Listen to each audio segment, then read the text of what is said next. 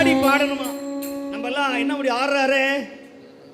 அப்பர் பெருமான் சொல்லுகிறார் ஆடி பாடணுங்கிறார். பாடுறதே சிரமமா இருக்கு, எங்க சார் ஆடுறது? எங்க ஆட்டமே பெரிய ஆட்டமா இருக்கு.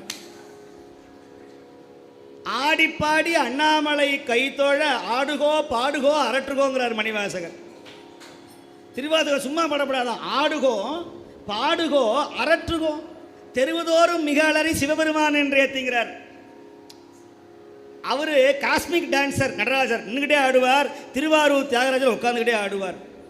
இதை சொல்றார் நாவுக்கரசர்.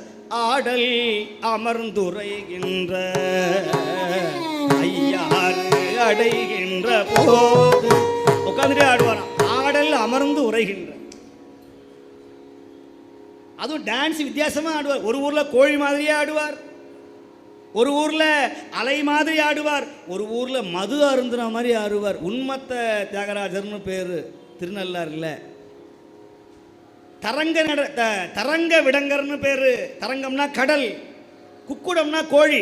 பக் பக் பக்னு அப்படி கோழி மாதிரியே ஆடுவாராம் சுவாமி. அன்னபக்ஷி மாதிரி ஆடுவாராம் திருமறை காட்டில். திருவாரூர்ல மட்டும்தான் மூச்சு விடுற மாதிரி மேலையும் கீழையும் குதிப்பார் ஜங்கு ஜங்குன்னு. ஹரோரா தாகேசா ஹரோரா தாகேசா ஹரோரா தாகேசா அப்படின்னு மூச்சு மேலையும் கீழையும் வர்ற மாதிரி.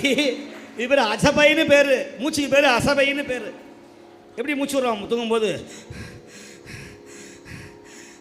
அப்படி ஆடுவாராம் சுவாமி.